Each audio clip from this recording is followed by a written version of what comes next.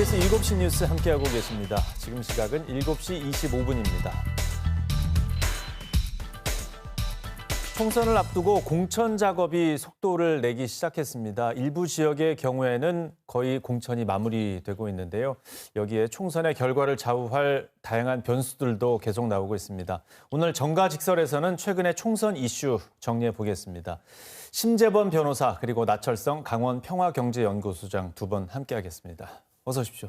안녕하십니까. 반갑습니다. 네. 자, 공천 작업은 지금 더불어민주당이 조금 더 빨리 가고 있습니다. 그런 만큼 지금은 좀 더 시끄러운데 현재까지의 진행 상황에 대해서 변호사님께서 먼저 분석을 해주시죠. 이제 보통 이제 그 총선에 임박해서 이제 공천 보면 특징들이 보통 뭐 세대 교체라든가 어떤 통합 가치를 내세우는 어떤 공천이 좀 두드러지는 편인데 이번 양당의 온통 공천 과정에서는 그런 모습은 이제 잘 눈에 띄진 않습니다. 다만 이제 그 국민의힘 같은 경우에는 사실 그 어떤 어려운 숙제를 뒤로 미룬 채 이제 좀 쉬운 수도권에 현역에 포진돼 있지 않은 수도권을 중심으로 해서 이제 공천이 이제 집중되는 지금 상황입니다. 그래서 국민의힘은 다소 이제 조용하게 공천이 진행되는 것 같고 민주당은 좀 다소 거친 그런 지금 상황으로 보여집니다. 지금 그 이유가 민주당 같은 경우에는 지난 총선에서 워낙 압승을 해서 지금 현역 의원들의 어떤 배치 문제에 있어서 상당히 저항에 부칠 수밖에 없습니다. 그리고 최근 이제 지지율 추세를 보면 국민의힘은 좀 자신을 얻어가는 추세이고 그리고 민주당은 다 자신감이 떨어지는 추세입니다. 그렇게 본다면 자신들이 예전에는 경합지라든가 열세 지역도 지금은 우세 지역이나 어서 경합지로 바뀌어질 가능성이 있기 때문에 자신의 어떤 사람을 꽂는 데 있어가지고 다소 여력이 생긴다는 부분입니다. 반면에 민주당에서는 다소 초조하고 급박하게 그런 모습을 보여지는데 이는 이 총선 이후에 어떤 이재명 대표가 이제 예전에 이제 그 체포 동의안 건과 관련돼 가지고 상당히 트라우마가 있는 게 아닌가. 그래서 총선 후에 어떤 권력 투쟁까지 염두에 두고 이런 공천 과정을 진행하는 게 아닌가 그런 생각이 듭니다. 지금 뭐 민주당 같은 경우에 지금 뭐 임종석이라든가 뭐 박용진 꺼내서 보다시피 본인들이 이제 공정한 이제 공천을 한다라고 이제 주장은 하고 있지만 그건 사실이 여부를 떠나서 대중의 인식이 중요한 부분입니다. 사실이 중요한 게 아니라 인식이 중요한 것인데 인식은 상당히 부정적인 여론이라는 부분입니다. 사실 지난 총선을 한번 되짚어 볼 필요가 있는데 지난 총선에서 미래통합당이 그때 이제 대패를 한 이유는 사실 당시는 어떤 공천 과정의 어떤 편가르기 공천이라든가 가치 편향적인 어떤 가치 분출이라든가 이 부분이 결정적 요인이었고 사실 당시에 민주당은 어부지리한 격이었습니다. 이 입장이 바뀔 수도 있다는 부분을 민주당 상당히 유념을 해야 될 필요가 있는 상황입니다. 네, 소장님께서는 좀 어떻게 분석을 하고 계십니까? 좀 우리 지역 상황을 중심으로 좀 말씀드리자고 한다면 어제 흥미로운 발표가 국민의힘에서 있었는데요. 특히 그 춘천 갑 같은 경우에 가장 많은 후보자들이 출마하지 않았습니까? 그런데 어제 춘천 갑 같은 경우에는 국민의힘 같은 경우에는 노영호 현 의원과 김혜란 후보가 경선하는 걸로 이렇게 발표를 했어요. 또 춘천 을 같은 경우에도 상당히 관심이 있었는데요. 한기호 의원을 필두로 해가지고 허인구 후보 그리고 이민찬 후보 3명이 경선이 붙는 걸로 이렇게 좀 확인이 되면서 현재 국민의힘 같은 경우에는 8개 지역구 중에서 6개 지역을 단수 공천이나 경선으로 확정한 상황들이고요. 민주당도 크게 다르지는 않습니다. 오늘 허영 의원이 춘천갑 단수 추천을 하게 되면서 민주당 같은 경우에도 6개 지역에 있어서의 단수 공천과 경선지를 발표를 했고 양당 공통적으로 현재 속초, 고성, 이 설악권 지역만 현재 발표를 좀 미루고 있는데요. 미루고 있는 이유인즉슨 현재 선거구가 획정되지 않아서 이와 관련된 부분들을 좀 저울질하고 있다라고 하는 평들이 나오고 있기 때문에 아무튼 강원도 공천 상황들이라고 할 경우에는 일정 정도의 컷오프가 있지 않을까라고 하는 예상을 했는데요. 양당 모두 다 무난하게 현재 진행하는 걸로 이렇게 좀 보여지네요. 끝까지 경쟁해서 살아남아라. 이렇게 좀 자리를 만드는 것 같습니다. 그리고 또 이 기호 3번 얘기가 많이 나오고 있습니다. 이 기호 정해질 때까지 계속 뭐 치열하게 좀 갈 것 같은데 분위기 어떻게 보십니까? 그렇습니다. 3월 21일 날이 후보 등록이기 때문에 아마 그때까지 삿바 싸움이 치열할 것 같은데요.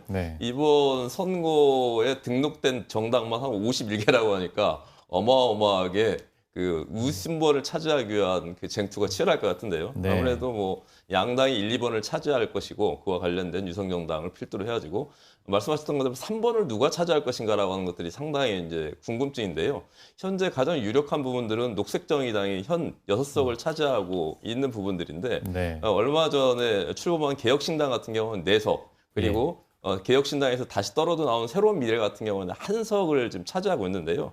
제가 좀 주목해서 보고 있는 부분들은 새로운 미래, 이당현 대표가 현재 창당을 하지 않았습니까? 네. 그런데 현재 우리 신 변호사님께서 말씀하셨던 것처럼 민주당의 내용이 매우 심각하게 진행되고 있기 때문에 네. 현역 의원들이 얼마만큼 다시 떨어져 나와가지고 새로운 미래나 개혁신당으로 붙느냐에 따라서 기호 3번 같은 경우에는 녹색정의당 그리고 개혁신당 새로운 미래 사이에서의 치열한 삽바 싸움이 3월 20일까지 진행되지 않을까 이렇게 좀 예측되고 있습니다. 예, 한 달 동안 계속 현역 의원 영입하려고 노력 많이 할 것 같은데 변호사님께서는 어떻게 보십니까? 유권자들의 정보가 상당히 부족한 상황에서 이 어느 위치에 이제 그 후보라든가 정당이 위치하는가는 상당히 선거 결과에 영향을 미칠 수밖에 없습니다. 순서 효과, 뭐 기호 효과라고는 하는데 네. 영향 미치게 됩니다. 특히 정당 투표에 있어가지고는 군소 정당에 있어가지고는 사실 지역구보다는 비례 의원 선거가 상당히 중요한 부분이기 때문에 앞순번을 차지하려고 할 것입니다. 그러면 일단 비례 그 정당 투표에 있어가지고는 일단 양당은 1, 2번이 기호가 확정이 됩니다. 그런데 위성정당을 내게 되면 위성정당의 의석수에 따라 가지고 그 위치가 바뀝니다. 지난번 총선에서는 뭐 민생당이 20석이었기 때문에 민생당이 기호 3번이었지만 제일 윗순위에 있었고 그 다음으로 이제 미래통합당 그 다음에 이제 그 더불어시민당이었나요? 그 당으로 이렇게 됐었습니다. 근데 이번에도 마찬가지로 말씀하셨듯이 일단 새로운 미래가 과연 민주당에서 어느 정도 의원을 흡수하는가 그리고 국민의힘과 그 더불어민주당에서 어느 정도 의원 꿔주기를 해서 의석수를 마련을 해주겠는가 이 부분에 따라 가지고 순위가 바뀔 것으로 보여집니다. 예, 이건 공천이 끝나 보면 그때쯤 알 수 있을 것 같네요. 예. 예.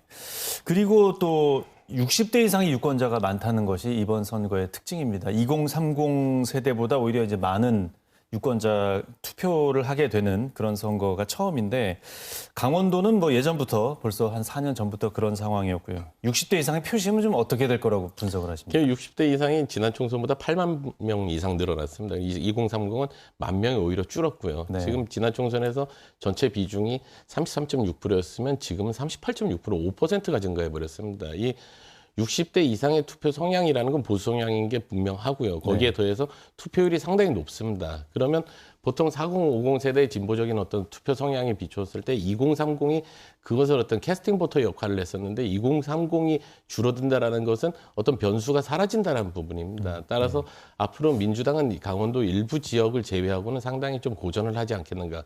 그 영향이 지속되지 않겠는가 그런 생각이 듭니다. 예. 소장님께서도 좀 비슷하게 보십니까?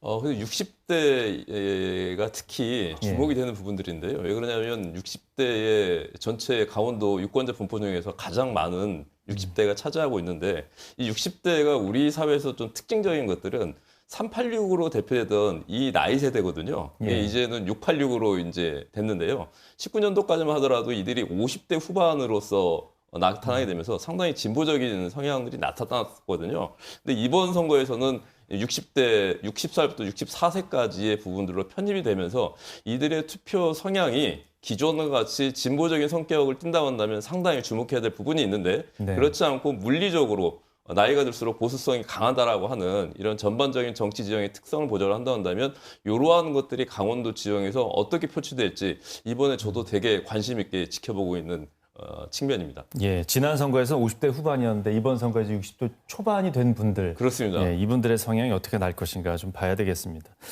그리고 그 제3지대 얘기가 좀 많이 나오고 있지 않습니까? 조국 신당도 있고 이 제3지대가 총선에 어느 정도 변수가 될 거라고 보십니까?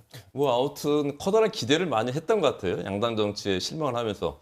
그런데 새롭게 출범한 개혁신당마저도 이번 주에 다시 이게 다시 그 분리가 되게 되면서 상당히 좀 실망감을 많이 주게 되면서 기대감이 좀 낮아진 측면이 있는데요. 네.